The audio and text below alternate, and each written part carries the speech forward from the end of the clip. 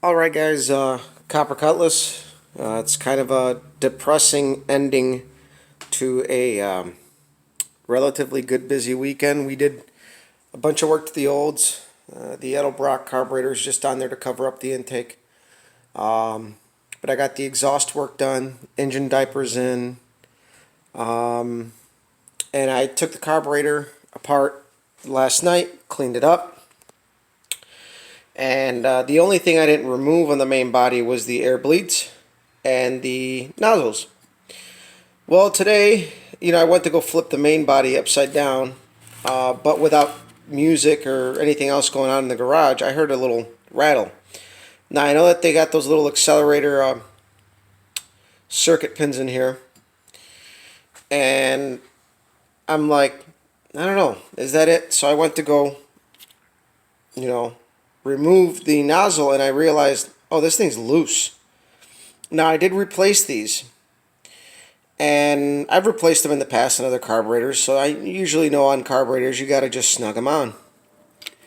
Well, I either over snugged them or the threads were already damaged in the past, and I managed to get it a little snug, just enough for me to get that right feel on the screwdriver, because I don't use power tools in this stuff, and the threads are stripped. And there's repair kits. I can Healy coil it and use a hollow screw, because these nozzles feed fuel through the center. There's little inlets in there. Probably got it all screwed up here. But these notches is how the fuel flows up. So if I Healy coil it, I pretty much cover up the only travel path for the fuel to come up through the shooter. So I'm probably going to have to use a Healy coil and a hollow nozzle screw. Just another setback.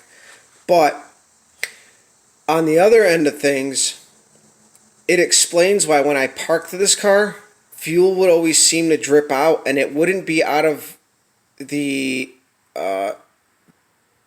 pardon me, it wouldn't be coming out of the the nozzles on the shooter, but it always seemed like it was on the bottom. But I always amounted that to, like, it's whatever is left from the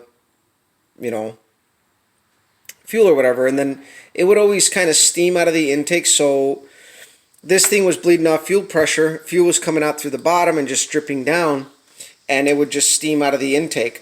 So that could be part of the problem why we got some off-the-line performance issues. So I got to repair that, and then I got to go back to square one. So I'm not even going to be able to put on the 50cc accelerator pump off the line, because this could have very well been my issue.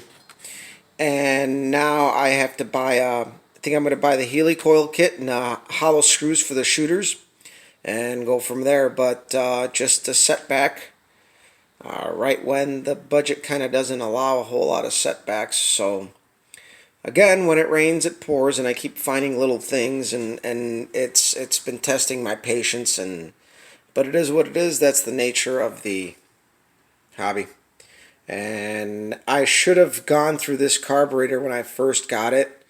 I may have very well caught it, but I installed this carburetor and it ran decent enough, but it always had that stumble problem. Could never get rid of it, and it very well have been that from the get-go. And then when I replaced the shooters, I just snugged it down and had barely enough thread to cinch it down.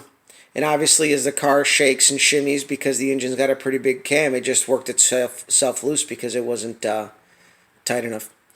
But it is what it is. You live and learn. This is another notch in the experience belt, something to look for in the past that I obviously didn't go through the carburetor before I installed it, and that was my fault.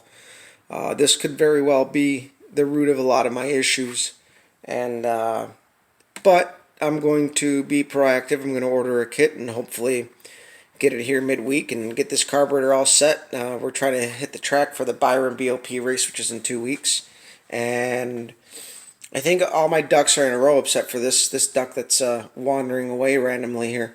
So hopefully I can repair this and have somewhat of a success story. If not, then I'm dead in the water. I don't have the money for a new main body. They're about 150 bucks, but it's 150 bucks I really can't spend right now. Got house projects and stuff, so the last bit of money that I had scrounged and saved, I ended up spending on my exhaust stuff and the other little stuff that I'd gotten for this weekend, the sleeves for my fuel line and stuff, and that money that I had saved unknowingly that I was going to have something like this happen. That's what got eaten up there. So there you guys have it. It was a good weekend till now. So follow, uh, share, subscribe, give us a like. Follow us on Facebook at Copper's Garage, on Instagram Copper Cutlass, and of course if you're watching this on YouTube, Copper Cutlass as well. Thanks guys. I'll follow this one up for sure. See what happens.